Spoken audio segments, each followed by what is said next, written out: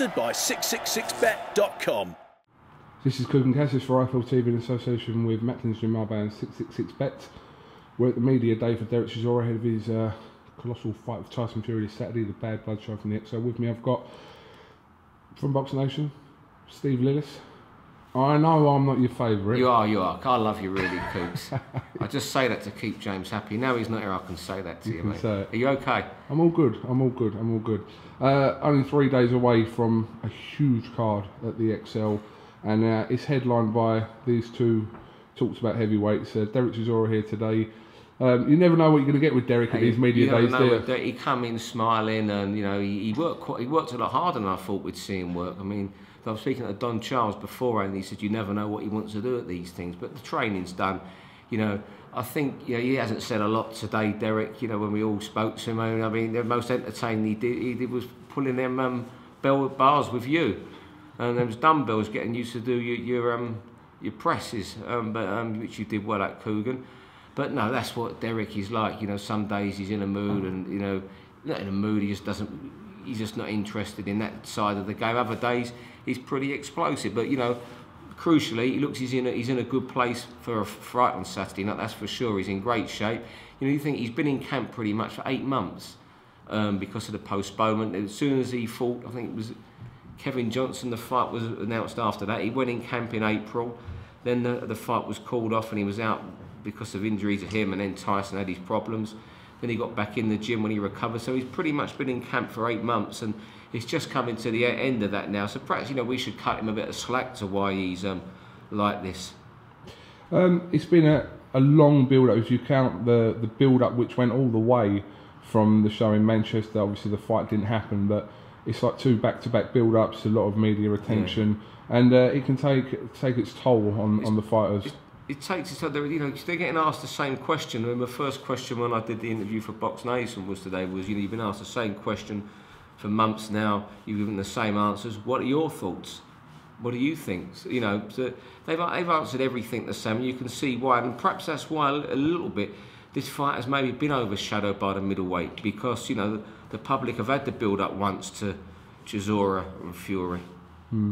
Chisora, obviously, you know, 3 years ago was this out of control character that, you know, you look back at some of the incidents that's revolved around Chisora, and he has chilled out though, hasn't he, in the last year or so? He seems to have changed a lot since the David Haye fight. I mean, you think of the mad things, you know, Munich was just... Was you there that week? I wasn't there, no. Oh, mate, I've never... Everything from on the Wednesday before it, we went, I'll just start, on the Wednesday before it, we went out to interview him for Box Nation at the hotel. He was staying away from everybody. We're coming back into Munich afterwards with him, and he sees these kids on the German half-term squad leagues and decides to go sledging for about 2 hours, 3 days before the fight. Freezing cold, and he's doing this. Then we had the weigh-in, then we had the Haye incident. I mean, there was madness all week with him that week. You know, from that, even that was bizarre, going sledging in the cold 3 days before a fight. I mean, that's just Derek. You know, he's a master of the unpredictable, isn't he? Has he lost a little bit of that edge? The wackiness seems, that edge of him has seems to have vanished. Certainly over the last year, he's won. You know, I think he's had 4 or 5 wins since the Haye fight, and he seems to have knuckled down more to his boxing. You know, I'm sure you've spoken to Don Charles, and he describes them as the people around him up until the Haye fight who used to kiss his ass and do anything he wanted. They've all long gone now, and it does seem a lot more peace in the gym here. I mean, I remember before he got his injury, before the first proposed Fury fight, I come in here, I think it was 3 or 4 days before he damaged himself, and the peace in the place was incredible. And today everyone seems at peace and at ease, and whereas in before the Delta camps it would be pretty mad, wouldn't it, in the gym. But you know, there's mad things he used to do. You know, for example, before the Haye fight, he was in Scott's restaurant on Mayfair eating fish 2-3 hours before the fight. You know, just incredible stuff like that.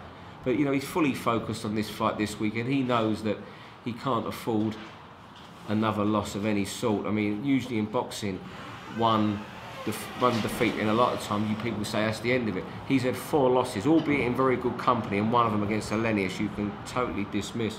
But if he was to suffer a 5th loss and there was no controversy, it will be worrying to where his future will go. People will be thinking, well, is he that nearly man who, when he steps up to any sort of good level, top level, comes unstuck? And that's not a tag he wants, is it? You can see he wants to prove himself and go on. There's so much at stake this weekend. The winner will get a crack at the WBO heavyweight title. It's nailed on next summer. Whether Klitschko will still be champion, whether he's relinquished or not, we don't know. But the winner will get a shot at that WBO title. And you know what? The sort of money that might be on offer to Klitschko, he may be well tempted to come here and fight either Vladimir or Tyson at an open-air stadium. Well, not long to go now. 3 days away, and all these questions will be answered. So looking forward to a great night on Box Nation. If you're lucky enough to have a ticket, it's going to be a sellout crowd at the sold out, I'm told, this morning. I know there was a few tickets floating about, just ones and twos, but a couple of people have told me in there it is now a sellout, whether that's true or, but absolutely brilliant. 20,000 crowd in the XL that close to Christmas is fantastic, and it shows that if people are given good fights, they will come out, and boxing is far from dead, as crowds are showing. I think even just that this weekend in Britain, there's all sorts of cards on this weekend. There's a lot of boxing on, small hall cards, and there was a sellout crowd in Liverpool last week. Shows that the sport is thriving despite what the naysayers tell us. All right, Steve LILLIS, thanks for talking to IFL TV, and we'll catch up with you really soon. Love to, Kugan. Thank you very much.